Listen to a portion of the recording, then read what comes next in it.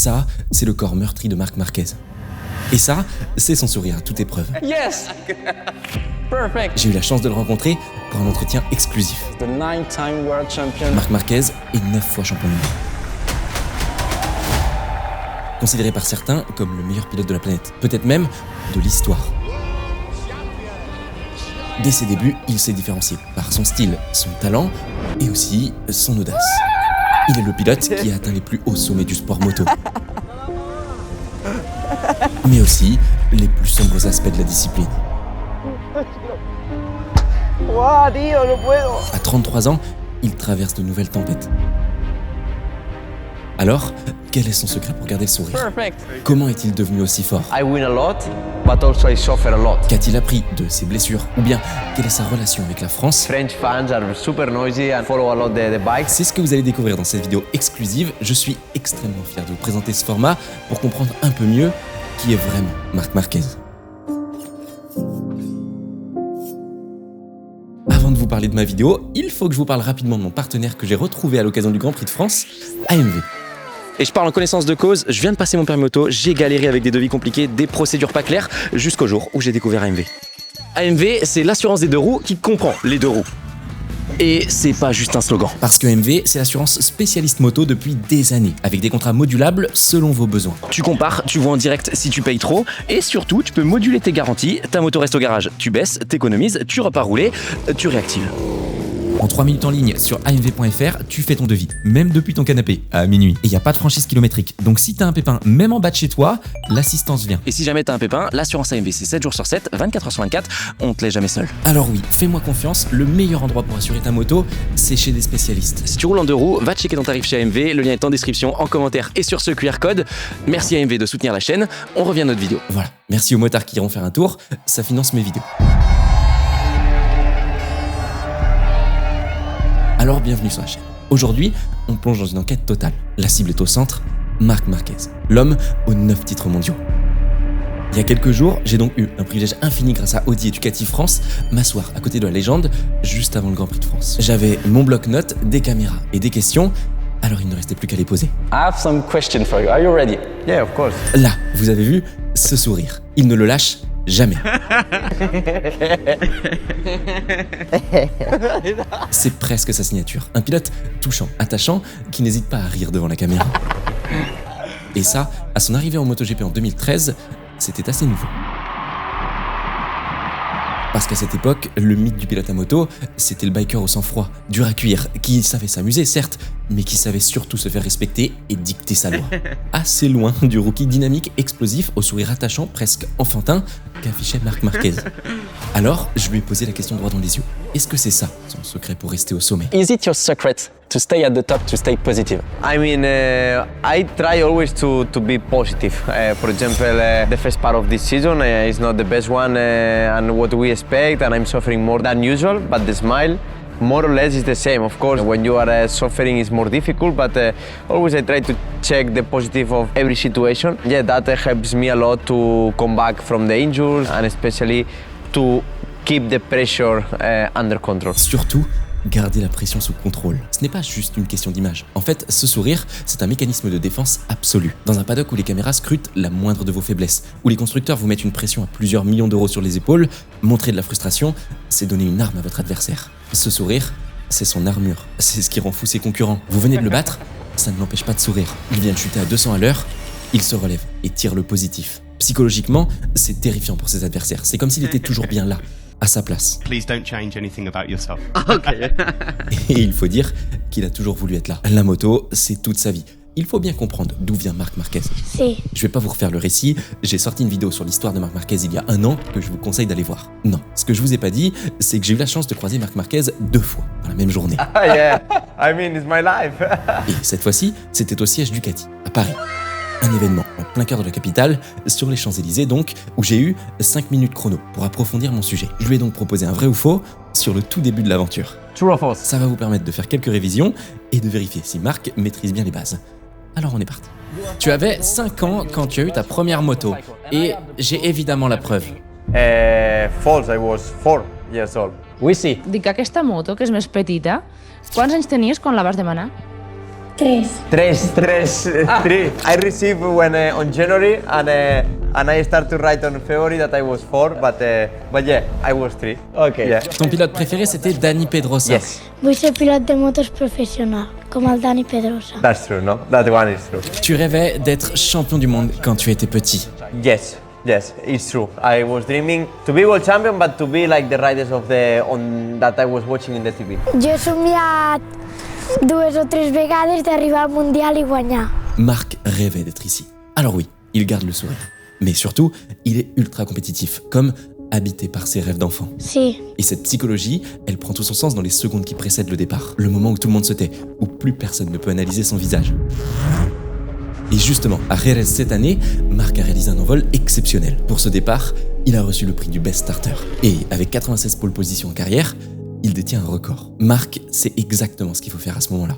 Alors, j'ai voulu savoir ce qui se passait dans sa tête, là, sur la grille. What do you think when you are on the grid? Always you try to have this extra concentration. I mean, what is in your mind depends about your grid position. For example, in Jerez, as you mentioned, I was starting in pole, and I know that the start was super important to lead that first laps, and yeah, for that reason you are always trying to breathe, try to be with that extra tension, but at the same moment a bit relaxed, and yeah, just try to imagine how can be the race. Il visualise la course entière avant même que le moteur hurle. Et on peut supposer que cette année, il n'imaginait pas de telles courses. Cette saison, il n'est clairement pas dans la position de leader qu'il a tant habité. Alors, ça amène une question fondamentale. Est-ce qu'il préfère être le chasseur, celui qui observe et profite de la moindre erreur, ou bien le chassé, celui qui mène la meute? Yeah, of course, when you're in the race, I mean, you like to be the hunter, but depends a lot about your speed. I mean, if you have speed, if you are fast enough in the corners, and if you are riding well, then you have more chance to fight for the race and control more the situation. If you don't have the speed enough, then you can imagine the best strategy that will not finish in the best way possible. Bon, là, on va analyser. Évidemment, il préfère être le chasseur. C'est la position la plus excitante. Tu regardes l'autre, tu étudies ses pneus, tu vois où il souffre. Mais, et c'est un grand mais, tout dépend de la vitesse intrinsèque de votre moto. Si tu as la vitesse, si tu es assez rapide dans les virages, tu peux te battre pour contrôler la situation. Tu peux donc être le chasseur. Mais si tu n'as pas la vitesse pure, tu peux imaginer toutes les stratégies du monde, ça ne finira pas bien. Et c'est exactement ce qu'il a vécu à la fin de son ère chez Honda. Il devait surpiloter à chaque virage. Il n'était clairement plus le chasseur, il était en mode survie. Ses pires souvenirs sont nés là. Devoir lutter contre des Ducati ultra rapides en ligne droite, en risquant sa vie à chaque freinage pour combler un vide technologique. Alors, on est en droit de se demander comment est-il devenu si invincible? Eh bien, je crois que la légende de Marc Marquez s'est construite autour d'une obsession bien particulière, être le meilleur à tout prix. Et pour être le meilleur, il a dû abattre ses idoles. À ce jeu-là, il a été un formidable chasseur. Como piloto, en pista, me considero putilla. O sea, Vous le savez, on ne peut pas parler de Marquez sans aborder l'éléphant dans la pièce. Valentino Rossi. C'est véritablement ce qui a fait basculer le monde de la moto. because he destroyed our sport. He don't have any respect for his rivals. Rossi a publiquement accusé Marquez de manipuler le championnat. Jorge have a new supporter. That is Marc. À ce moment précis, croyez-moi, plus de la moitié de la planète moto haïssait Marc Marquez. Il était devenu l'antagoniste ultime, le nouveau grand méchant du MotoGP. Parce que je peux vous garantir qu'avoir toute la horde de fans de Valentino Rossi contre vous, faut un sacré cardio. Do you have 3 words for Marc Marquez? I make them clean, please. Small fucking bastard. is Marc était littéralement sifflé partout. Dans un passé pas si lointain, il était véritablement l'homme que personne ne pouvait voir. Oui, bien sûr, il avait ses fans, il avait déjà été champion du monde et tout le monde reconnaissait son talent. Mais face à une légende comme était Valentino Rossi, Marc ne faisait pas le poids. Il était l'homme à abattre.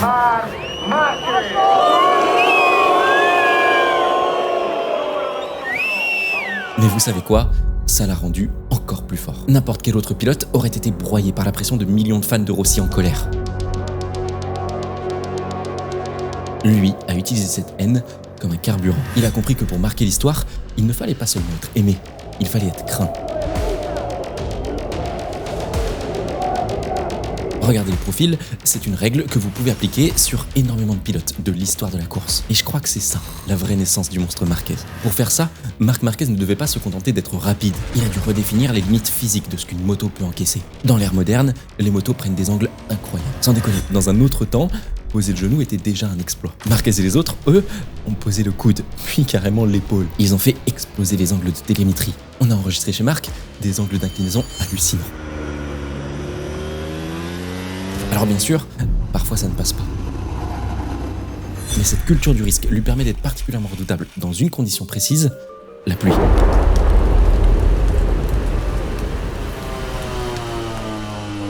Je lui ai alors parlé de la pluie, parce que le week-end du Mans s'annonçait humide. I prefer to ride on dry conditions and I would like to have a dry race, even if you are a bit slower, but on rain conditions it's true that in these last years I improve a lot. I'm one of the riders that always are there in the front, but every racetrack is different. Every corner is different, and the problem is that in rain conditions you can have a mistake super easy. And it's there where you need to control all the risk, but it's true that especially this year, from the step I have from dry condition to wet, about the riding style is huge. Alors oui, il admet que sous la pluie, il est l'un de ceux qui sont toujours devant. Et c'est un doux euphémisme. Sous l'eau, il est effrayant. Le problème de la pluie, c'est que la moindre erreur se paye cash. Et j'en veux pour preuve le Grand Prix d'Espagne à Jerez en 2026. Marc Marquez part en pôle. Il se bat en tête, mais d'un seul coup, un orage apparaît. Il fait choix de ne pas changer de pneu, mais il chute. La plupart des pilotes auraient alors abandonné. Lui, il relève la Ducati, remonte un à un ses adversaires et va gagner la course. Une victoire avec une chute. Mais ce talent phénoménal a un prix. Et c'est un prix que Marc a payé en os brisés et en mois de rééducation. Dans l'interview, je lui ai posé une question très directe. Qu'est-ce que les erreurs et les blessures t'ont appris que les victoires ne peuvent pas t'apprendre? Sa réponse m'a donné des frissons. The victories give to you the pleasure, but the injuries give to you the lesson. If you are injured and if you have some mistakes, it's there where you learn more, where you have even another point of view about the other situations. I can say to you that I win a lot, but also I suffer a lot this last year. So it's there where I learn many things, and when I start to understand the perspective of the life and racing in a different way.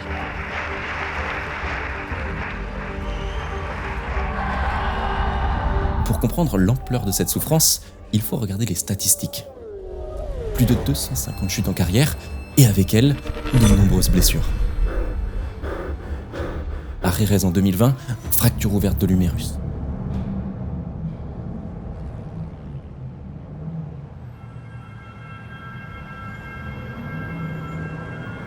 Quatre jours plus tard pourtant, il tente de remonter sur la moto. Mais là, c'est le début des problèmes. Échec, nouvelle opération, puis greffe osseuse. Clairement, ça sent la fin de carrière. En fait, entre son 8e titre en Thaïlande en 2019 jusqu'à son retour au sommet l'année dernière, il s'est écoulé exactement 2184 jours. 2184 jours de cauchemar absolu. Durant cette période, il a manqué 30 courses. Et malgré ses absences, il a subi au total 108 crashs. Son corps est devenu un véritable puzzle chirurgical. 4 opérations majeures, rien que sur son bras droit. 3 en 2020 et une autre en 2022. En 2023, il ajoute à la liste une fracture du premier métacarpien et une lourde opération du syndrome des loges pour sauver son avant-bras. Mais le véritable choc, c'est à Mandalika, en 2022. Un high side catastrophique à plus de 180 km/h. Propulsé en l'air, son corps percute le sol comme une pierre. Cette fois, ce n'est pas juste un os cassé. Le choc réveille un ancien problème neurologique. Et Marc souffre à nouveau de vision double. Cette diplopie angoissante, il l'a connue en novembre 2021 et mars 2022. La vue, c'est la vie d'un pilote. Même lui commence à douter et s'effondrer en larmes. À ce moment-là, tout le monde pense que c'est la fin. Mais Marc prend la décision folle de quitter Honda pour Gresini Ducati. Marc Marquez. And Honda will be ending their 11-year relationship at the end of the season. Alors oui, comme il me l'a dit, pour lui, la chute n'a jamais été un échec, mais un outil de mesure de la limite. Et il était clairement prêt à tout recommencer depuis le début pour redevenir le plus grand. This is the moment. Marc Marquez on a Ducati in a MotoGP race for the very first time. Au Mans 2024, il est avec une moto bien moins puissante que ses concurrents avec son team satellite. Mais en course, c'est une autre histoire. Il remontera tout le monde pour terminer deuxième. Un exploit. Marc a toujours été à l'aise sur cette piste mythique. Alors, je lui ai parlé de la France. Why this is so unique for you to be here? It's one of the nicest events. Always I say the same. The best GPs are always together. It's Spanish GP Jerez, that the atmosphere is amazing, and Le Mans. Then you are going another racetracks. Okay, the atmosphere is there, but it's not the same. You can see the grandstand is full from 9 in the morning to 9 in the night. You know, I like when the fans are noisy, and French fans are super noisy and follow a lot the bikes. It's nice to be there. You can hear them when you ride? No, you cannot hear them when you ride, but you can hear them when you are on the grid and when you finish the race, and especially during the weekend. Il a beau ne pas entendre la foule quand il roule, Marc se nourrit très clairement de ses supporters. À chaque victoire marquante de sa carrière, il a pris l'habitude de la fêter au plus près de ses fans.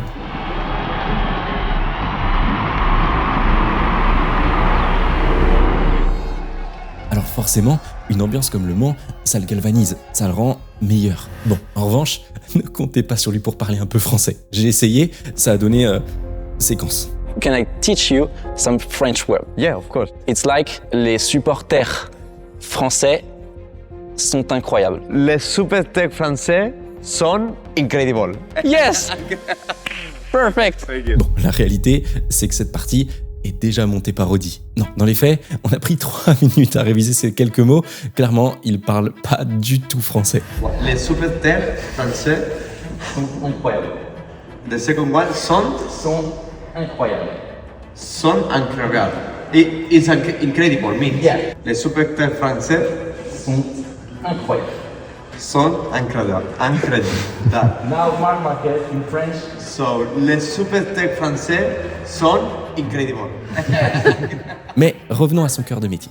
La moto, la grande rupture, le tremblement de terre, ça a donc été son départ de chez Honda en 2023. Marc a renoncé à un contrat en or massif, au salaire le plus élevé du paddock, juste pour avoir la chance de monter sur une Ducati satellite chez Gresini en 2024. Il voulait probablement savoir si le problème c'était la moto, ou si c'était lui, s'il était fini.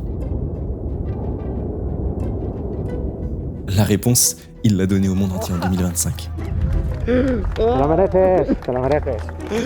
Il s'est donc écoulé 2184 jours entre son titre en 2019 et son titre de 2025. C'est l'attente la plus longue du MotoGP moderne, battant le record de Casey Stoner qui avait lui attendu 4 ans. C'est l'accomplissement d'une vie. Et pourtant l'histoire continue. Marc et Ducati auraient déjà signé une extension de contrat massive pour 2027 et 2028. Il aurait alors 35 ans de ce contrat.